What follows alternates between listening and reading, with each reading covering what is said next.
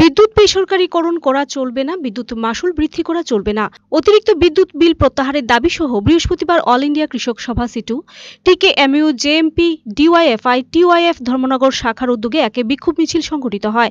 এতে উপস্থিত ছিলেন সিপিআইএম পার্টি জেলা সম্পাদক অমিতাভ দত্ত, বিভাগীয় কমিটির সম্পাদক অভিজিৎ দে, সিটু নেতা শ্রীব্রত চক্রবর্তী, প্রাক্তন মন্ত্রী তথা বাগবাসা কেন্দ্রের বিধায়িকা বিজিতা নাথ। বিক্ষোভ মিছিলটি প্রথমে পার্টি অফিস থেকে বের হয়ে দীননাথ নারায়ণ বিদ্যামন্দির হয়ে সিনেমা হল চৌমুহনী হয়ে বিদ্যুৎ দপ্তরের সামনে এসে বিক্ষোভ প্রদর্শন করে।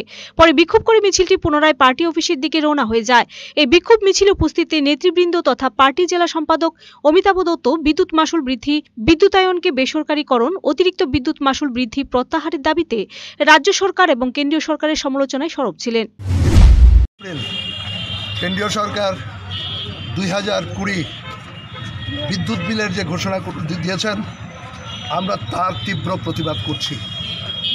বেসরকারীকরণ হলে বিদ্যুৎ পরিষেবা বিপর্যস্ত হবে, বেসরকারি হলে বিদ্যুতের মাশুল বৃদ্ধি হবে, বেসরকারি হলে বিদ্যুৎ গ্রামীণ জনগণ এই সময় যে বিদ্যুৎ পরিষেবা পাচ্ছে সেই পরিষেবা থেকে তারা বঞ্চিত হবে। বেসরকারীকরণ হলে বিদ্যুতে যে সমস্ত লক্ষ লক্ষ শ্রমিক কাজ করছেন, কর্মচারী কাজ করছেন, তারা কাজ হারাবেন, কর্মসংকোচন হবে, নিয়োগ বন্ধ হয়ে যাবে, গ্রাহক পরিষেবা বিপর্যস্ত হয়ে যাবে। বিদ্যুতের মাশুল বৃদ্ধিজনিত কারণে আজকে বিদ্যুৎ গ্রাহকরা তাদের বিল দিতে পারছেন না, তারা বিদ্যুতের সুযোগ নিতে পারছেন না। Bureau report, search India TNN।